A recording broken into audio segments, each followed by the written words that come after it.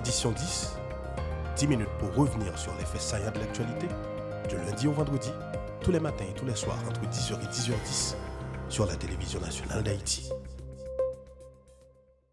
Vendredi 18 octobre 2024, mesdames, messieurs, bonsoir. Bienvenue à la 5e et dernière sortie d'édition 10 pour cette semaine. Au micro pour la présentation, Mikerline Destinée. Dans l'actualité, ce 17 octobre marque les 218 ans de l'assassinat brutal de l'empereur Jacques Ier. En la circonstance, les autorités ont organisé une cérémonie d'hommage au musée du Panthéon national haïtien, MUPANA, au Champ de Mars où ils ont déposé une gerbe de fleurs. Par la suite, le président du Conseil présidentiel de transition, Leslie Voltaire, les autres membres du CPT, le premier ministre Gary Coney et les membres du cabinet ministériel ont pris part à une haute cérémonie d'hommage à Jean-Jacques Dessalines à la villa d'accueil à Musso, Delma 60.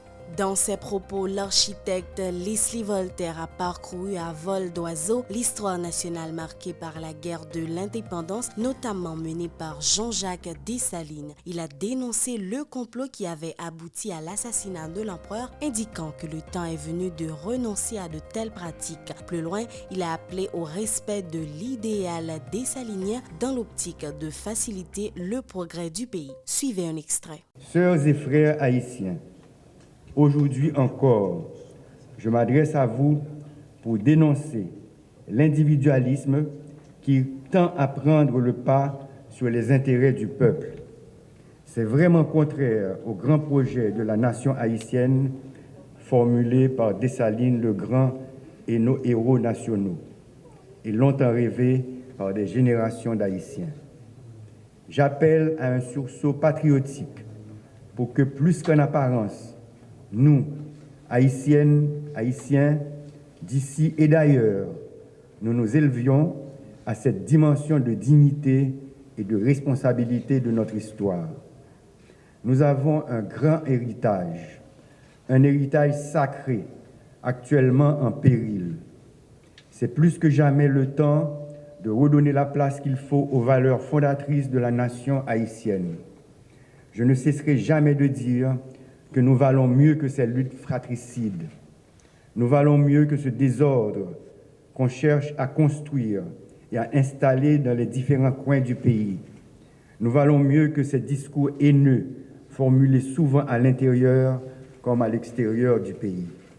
Dans la même veine, plusieurs activités se sont déroulées dans la capitale le 17 octobre 2024 pour commémorer les 218 ans de l'assassinat de l'empereur Jacques Ier autour du thème Jean-Jacques Dessalines, le projet de société et les réalisations d'un révolutionnaire exemplaire. Des élèves ont notamment pris part à des conférences-débats mettant en relief le projet de société et la réalisation du père fondateur de la nation haïtienne. Les participants estiment que les dirigeants contemporains devraient s'inspirer de l'œuvre de Jean-Jacques Dessalines pour restaurer la souveraineté de l'État. Par ailleurs, les organisateurs ont mis l'accent sur la pensée et les actions de Jean-Jacques Dessalines, considéré à juste titre comme un géant de l'histoire universelle qui incarnait la liberté de tous les peuples et la lutte contre l'esclavage. Autre point dans l'actualité, prestation de serment de 7 des 9 membres du Conseil électoral provisoire lors d'une cérémonie le vendredi 18 octobre au local de l'école de la magistrature sur la route de Frères à Pétionville. Ils ont été par la suite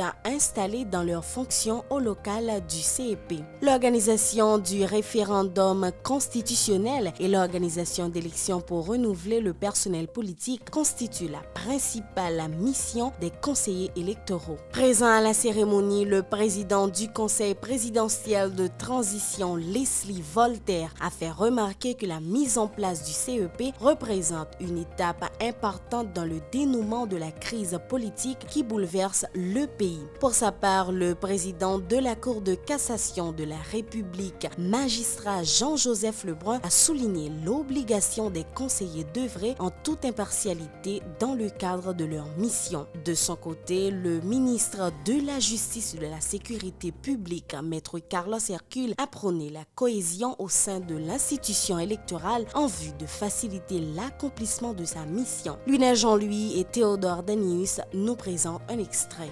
Nous faisons un pas essentiel vers la restauration de la légitimité de nos institutions. Désormais, la nation tout entière vous observe et attend que vous soyez à la hauteur de cette confiance à toutes les étapes du processus électoral. Mettez-vous au travail dès maintenant avec l'engagement et la conviction que requiert cette lourde responsabilité. Vous êtes appelés à porter sur vos épaules le poids d'une responsabilité immense. En prenant fonction, vous vous engagez à mener une lutte sans merci qui exigera beaucoup de vous, du courage, une détermination sans faille, de l'intégrité, la transparence et un sentiment patriotique très prononcé.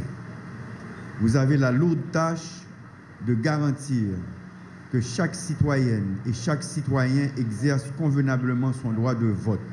Il est impérieux de vous approprier des principes directeurs de la gestion électorale, à savoir l'indépendance, l'impartialité, l'intégrité, la transparence et l'efficacité. Ces principes forment la base de l'administration électorale et sont essentiels pour garantir l'intégrité à la fois apparente et réelle de ce processus. Par principe d'indépendance, il y a lieu de comprendre que vous devez rester insensible aux influences politiques ou partisanes quand le moment arrive de prendre des décisions devant garantir des élections libres au nom du peuple haïtien. Il est crucial que le processus électoral soit perçu comme indépendant de tout parti politique. Sinon, les élections à venir ainsi que leurs résultats peuvent être remis en question et conséquemment la stabilité politique dont nous rêvons tous ne sera qu'un leurre. Un engagement inébranlable, des moyens à la disposition des besoins et une éthique sans faille. Ça veut dire cohésion entre nous. Et je sais de quoi je parle. Si vous ne parlez pas de même langage, ça ne réussira pas, ça ne marchera pas. Si nous n'engoumons chaque jour, ça ne marchera pas. Si vous retournez nous dans la radio, nous fait déclaration une contre l'autre, ça ne marchera pas. S'exprimant au nom de ses collègues, la conseillère Marie-Florence Mathieu se prononce en faveur de la résolution de la crise sécuritaire en vue de faciliter le bon déroulement du processus électoral. Elle a promis d'œuvrer en vue d'amener la population à placer sa confiance dans l'institution électorale. Elle est au micro de Louis-Nel Jean-Louis et Théodore Danius. Le sens de l'éthique doit être le leitmotiv de tous les conseillers. Nous devons avoir des idées nobles. La reconnaissance nous importe peu. Il nous faut aller plus loin pour sauver notre pays. Nous devons combattre la corruption pour avoir des élections libres, honnêtes et transparentes. Aucun rêve n'est impossible quand on est déterminé.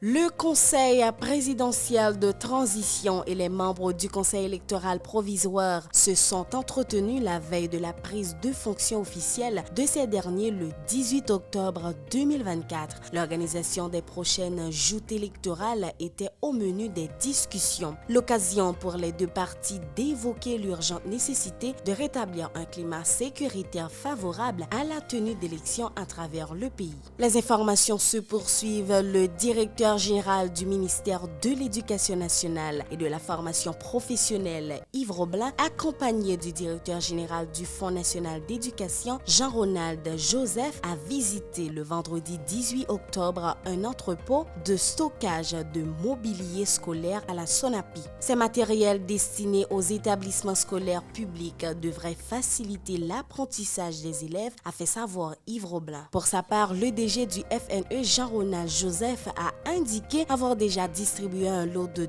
2500 bancs dans le département du Nord alors que le centre en a bénéficié d'1 millier. Des réalisations rendues possibles grâce à la taxe $1,50 prélevée sur les transferts internationaux. Paki Sainte-Croix et Lydie Dieudonné nous présentent un extrait. Dans un pile espace scolaire que nous identifié, que nous sommes allés et que nous finissons par remarquer que il y a un banc côté mon arrivé prendre banc pour faire manger.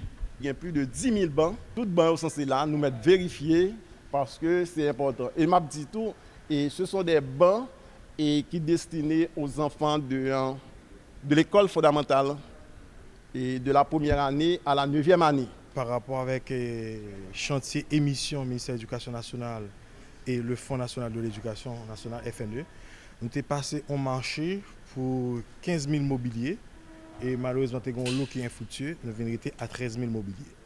Et 13 000 mobiliers ça découvrir effectivement tout cycle fondamental là. Nous avons pour qui est échelonné sur tous les 3 cycles fondamentaux et en même temps nous commençons à entrer dans le cadre de distribution mobilier. Par exemple, le département du Nord qui est en recevoir 2500 bancs, plateau central nous avons 1000 bancs et maintenant nous avons fait distribution à travers tout le pays. Le Premier ministre Gary Coney a visité le vendredi 18 octobre les soldats des Forces armées d'Haïti blessés au cours des récentes opérations des agents de l'ordre dans la région métropolitaine de Port-au-Prince. Le chef de la primature a promis aux victimes l'accompagnement du gouvernement en vue de surmonter cette période difficile. Pour finir, le Comité national sur les restitutions et réparations est en retraite depuis le 17 octobre à Delma en vue d'établir les mécanismes devant aboutir à la concrétisation de ce projet. Pour les membres de cette structure, la récupération de ces fonds permettra la mise en place de projets susceptibles de contribuer au développement du pays confronté à une crise socio-économique aiguë. Suivez les déclarations du recteur de l'Université d'État d'Haïti, Fritz Deshommes, recueillies par Mindre Emilias et Bernard Marseille.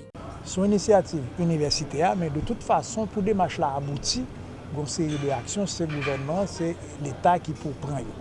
Maintenant, nous souhaitons et nous commençons à gagner une collaboration très ouverte avec l'État. D'ailleurs, l'État a déjà intervenu par rapport au comité. La dernière fois, présidence pays avec chancellerie allé dans CARICOM, les yoté demandé qui ça a fait avec question réparation parce que nous connaissons CARICOM depuis 2013. Il y a une commission pour toute la CARICOM qui est occupée justement de questions réparation des torts de l'esclavage, des torts de la colonisation. Le gouvernement a profité du fait que le groupe nous a existé pour décider que le Comité national haïtien, c'est comité groupe de travail UH là. Voilà, c'est ici que se termine cette sortie d'édition 10. Merci d'avoir été des nôtres. Au revoir et à bientôt. Édition 10, 10 minutes pour revenir sur les faits saillants de l'actualité, du lundi au vendredi, tous les matins et tous les soirs entre 10h et 10h10 sur la télévision nationale d'Haïti.